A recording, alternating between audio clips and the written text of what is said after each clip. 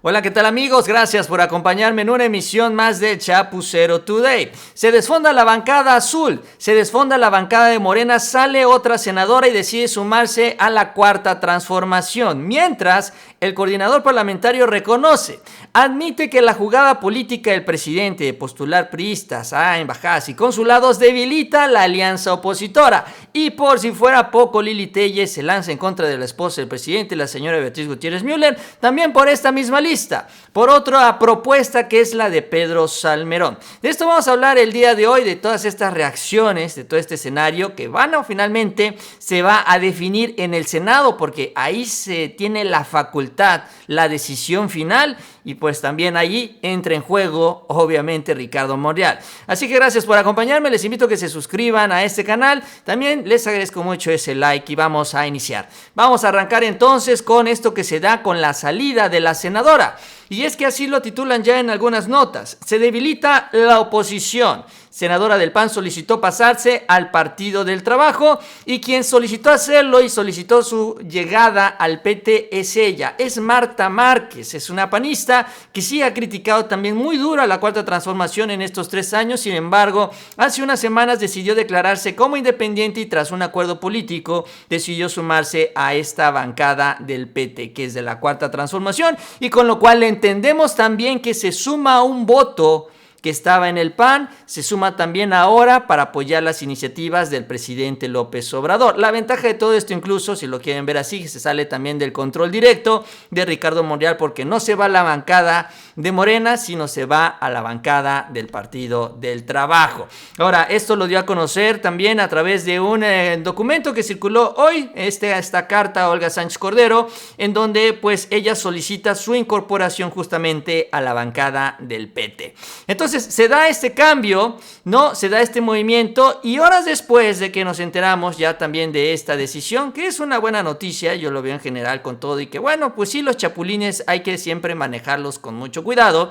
Al final de cuentas también es parte de un acuerdo político. ¿Y cuál es este acuerdo político? Que bueno, ella se va a convertir en la próxima candidata del Partido del Trabajo y del Verde en el estado de Aguascalientes. El estado de Aguascalientes es el estado, el único en donde no se va en la alianza con Morena. El Partido y el Verde decidieron irse por su camino y entonces realizan ellos esta negociación política con Marta Márquez y deciden postularla también como candidata al gobierno. O bueno, cuando menos eso es lo que se va a confirmar en unos días más. Pero este es parte del acuerdo político en donde, bueno, ellos al aceptar esta postulación, ella acepta sumarse a la bancada del Partido del Trabajo. Y ahí está, finalmente ella, que también tiene presencia en Aguascalientes porque fue ella la secretaria de Desarrollo Social del actual gobernador de Aguascalientes. Ojo con esto, porque también puede ser una carta que está jugando el gobernador, que está muy inconforme con lo que ha hecho Marco Cortés como dirigente nacional. Incluso tras la salida de Marta Márquez, cuando se declara independiente, él criticó a Marco Cortés en el siguiente mensaje: lamento la decisión de Marta Márquez, quien militó en el PAN con honestidad y congruencia. Esto pasa en Acción Nacional por tener una dirigencia soberbia y derrotista, escribió el gobernador panista. Marco Cortés es incapaz de aglutinar al panismo y encabezar una oposición digna. Entonces, pues esto revela, lo que muestra, sí hay grandes diferencias entre el gobernador y el dirigente del PAN, y aquí lo preocupante para el PAN es que básicamente hay un consenso, tanto del lado del PAN como en el caso de Morena, que es el único estado en donde realmente los panistas son competitivos y que eventualmente puede perder Morena en el 2022. Ojo con este dato, porque bueno, ahí es donde tomaría tal vez más relevancia. Yo creo que ahí es donde están los cálculos políticos del PT y del Verde para postular a una expanista que trabajó en el gobierno del actual gobernador y que se entiende también mantiene vínculos políticos con él. La pregunta al final de todo esto es: ¿qué tanto vale la pena llevar a una gobernadora así, no? Sobre todo si va a respetar a la 4T, si es que llega a ganar la gobernatura, y eso pues obviamente estará en veremos. Sin embargo, aquí en el punto también importante, que es lo que decía yo al principio, se suma un voto en la bancada del Senado al Partido del Trabajo para apoyar a la Cuarta Transformación. Y este es el escenario que también pues tenemos que tomar en cuenta, sobre todo porque se vienen debates importantes como el caso de la reforma eléctrica. Esto se suma también a declaraciones del propio coordinador de la bancada azul, les decía yo, que también reconoce incluso y admite que no es una buena época, no es un buen momento para la oposición. ¿Por qué? Bueno, porque se les están yendo los senadores, pero además las jugadas políticas del presidente también las están debilitando, sobre todo como bloque opositor. Vamos a escuchar lo que dijo Julián Rementería sobre estas propuestas que hace el presidente con exgobernadores priistas, que definitivamente, pues sí, traen este objetivo de debilitar este bloque que organizó Claudio X González en contra de la Cuarta Transformación. Vamos a escuchar lo que mencionó el coordinador parlamentario, que perdió ya a una senadora en estas últimas horas. Bueno, la verdad es que lo que está pasando con Pedro Salmerón y algunos nombramientos como Claudia Pavlovich, como algunos más que se han pretendido hacer, deja claro que la intención del gobierno son dos cosas. Una, hacer acuerdos, pactos con quienes eran sus opositores para tratar de romper, de hacer una decisión en la oposición. El caso de algunos personajes, que no se utilice el cuerpo diplomático para premiar, para lograr acuerdos, para tratar de vulnerar la cohesión de la oposición, y que simplemente se dé pues el curso y el nombramiento a personas que realmente lo ameriten, que por supuesto en México las hay. Eso es lo que dicen entonces los panistas, reconociendo esto, el resultado, el efecto político de esta jugada del presidente López Obrador en el bloque opositor. Y bueno, la otra parte o al otro punto al que también se refería Julián Rementería en el caso de Pedro Salmerón es que él asegura que también estas propuestas es justamente para blindar a los más cercanos, a los más allegados también a la Cuarta Transformación, al presidente en lo particular, ahí en Palacio Nacional. Y esto nos lleva a las reacciones también adicionales que se han dado sobre este tema. Lili Téllez, en este sentido, en esta estrategia, porque también se ha dado una estrategia mediática muy intensa en contra de Pedro Salmerón, similar, muy parecida a la estrategia en contra de Félix Salgado Macedonio, le suman un elemento adicional. Porque bueno, en el caso de Félix aseguraban que también esto era por decisión y por la protección incluso del propio presidente López Obrador. Incluso recuerden que ustedes que hasta proyectaron ahí los hashtags en Palacio Nacional y demás. Solo que en el caso de Pedro Salmerón ahora enfocan sus baterías no al presidente, sino a su esposa, la señora Beatriz Gutiérrez Müller. Y Lili Téllez es una de las puntas de lanza en esta estrategia que se ha impulsado en contra de esta propuesta de Pedro Salmerón, que está propuesto para ser embajador en Panamá. Y escribe así: Pedro Salmerón es el protegido de Beatriz, la emperatriz. A sus víctimas ni las ve ni las oye. Y ya después se empieza a subir una serie de datos donde asegura también, bueno, señala que son familiares de Pedro Salmerón que están trabajando en el gobierno federal. Pero bueno, ella se basa también en un dato, en una columna que aparece publicada el día de hoy de Salvador García Soto, que la titula así: Pedro el Duro, protegido de la señora, en donde pues básicamente en muchas palabras dice esto, que por una relación que se tiene desde hace muchos años, bueno, la esposa del presidente ha venido impulsando la presencia de Pedro Salmerón en la función pública hasta llegar a esta propuesta como embajador en Panamá, ¿no? Básicamente esto es lo que han venido construyendo, sobre todo pues relacionando a Pedro con Beatriz Gutiérrez Müller, con la esposa del presidente, pero sobre todo pues básicamente dando a entender que ella es la que lo impulsó como el próximo embajador en aquel país. Y esto se suma a la estrategia que les decía se viene impulsando, muy similar al caso de Félix Salgado Macedonio, porque también incluso hasta la misma frase no están utilizando, el de, así como decían, un acosador no será gobernador, pues acá también un acosador no será embajador.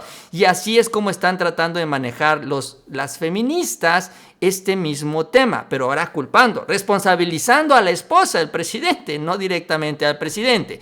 Incluso varios colectivos se pronunciaron en contra del nombramiento de Salmerón, Más de 300 mujeres y 60 colectivos solicitaron justamente detener este nombramiento. Entre las representantes más destacadas pues están los nombres comunes: Almadelia Murillo, Denise Dresser, investigadoras como Lorena Ruano, María Laura Rincón y políticas como Marta Tagle Martínez y Claudia Trujillo Rincón, entre muchos nombres que, bueno, no vamos a mencionar, pero es básicamente la misma idea.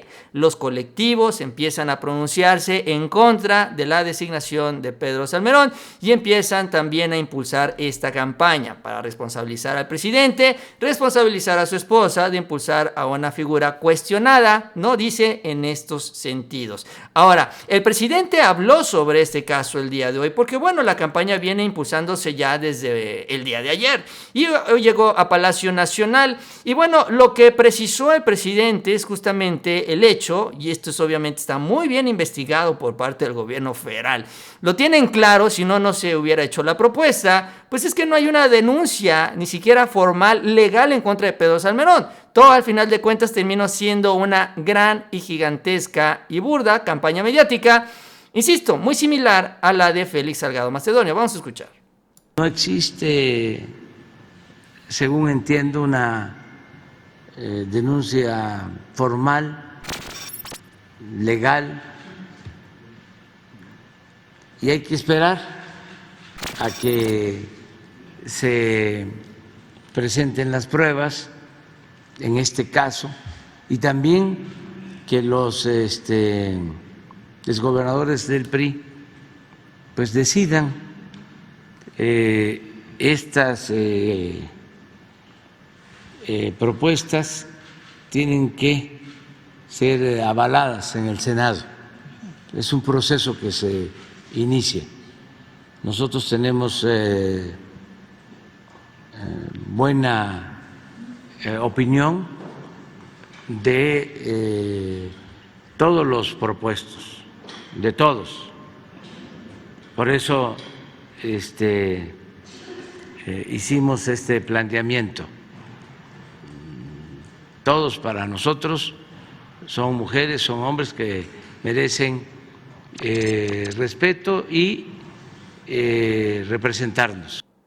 Fue lo que menciona el presidente, ¿no? Sobre esa lista, tantos priistas como gente de la Cuarta Transformación, con el caso de Pedro Salmerón, que está provocando todas estas reacciones, pero sobre todo en esta parte, en el caso de Pedro en lo particular, en donde él refiere que no hay una denuncia formal. El propio Pedro también a través de sus redes sociales indica esto.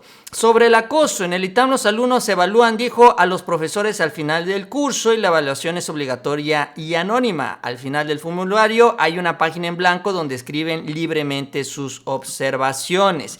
Y dice que no hay en ninguna de ellas ni la más mínima alusión a ningún acto llano de acoso, ni siquiera remotamente equívoco. Dice, hago públicos todos los reportes de comentarios desde 2005 hasta el 2018 y es lo último que comentaré sobre el tema mientras no existan denuncias ante las autoridades competentes. Y sube esta liga que pues sí, ahí están las evaluaciones, ¿no? Son los textos que escriben los alumnos, algunas positivas, otras negativas, otras que su clase es muy aburrida, otras que medio se entiende, otras que se entiende muy bien, etcétera, etcétera, etcétera. Pero bueno, es también parte de lo que comenta Pedro sobre este tema, que, insisto, pues bueno, del caso de Félix también se habló muchísimo. Félix también dio todas las explicaciones suficientes, necesarias, y aún así se insistió por parte de estos grupos feministas. Y no dudo que el día de mañana empiece a aparecer el tema en las primeras planas de varios medios nacionales.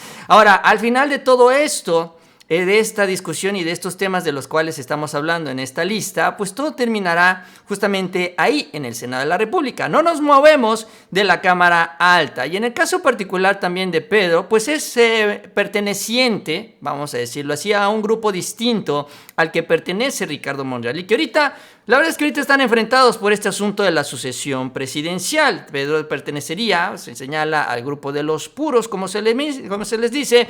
Y el caso también de Monreal, bueno, él pertenece a su propio grupo que está enfrentado. Y bueno, aquí la pregunta es, ¿qué es lo que va a hacer Monreal? Sobre todo porque Pedro ha sido muy crítico también de lo que ha hecho el coordinador parlamentario. Vamos a escuchar lo que dice Monreal sobre las propuestas del presidente Obrador.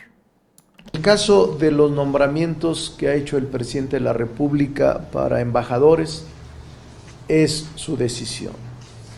Respetamos la decisión del presidente de la República, dado que es su facultad. El Senado tiene la facultad de ratificarlos. Cuando nos lleguen los nombramientos, actuaremos en consecuencia y emitiremos nuestra opinión. Del señor Pedro Salmerón, él se ha dirigido a mí siempre con expresiones duras.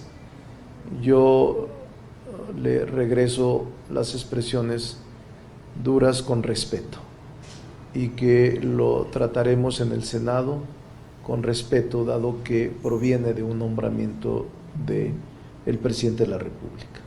Y será la mayoría del Senado la que decida si se aprueba o no este nombramiento. Pues vamos a ver qué es lo que decide la mayoría del Senado y sobre todo si Ricardo Monreal no aprovecha o no esta posición de poder para apoyar las propuestas del presidente o decide irse por la libre y finalmente rebotar también las propuestas que a él no le gusten, no le parezcan, como en este caso particular de Pedro, con el cual tiene diferencias políticas. En fin, ya también vendrá otra prueba de fuego, en el caso de Monreal, quien dijo hoy sigue siendo el coordinador parlamentario de Morena. Vamos a ver si esto se mantiene así o no, aunque el presidente dice muy seguro en esta posición. Bien amigos, yo con eso termino. Les agradezco que me hayan acompañado. Si les gustó este video, esta información, les invito a que se suscriban a este canal. Les agradezco mucho ese like, esas manitas para arriba, nos ayudan mucho en estas redes sociales y les invito a que sigan pendientes de los próximos videos.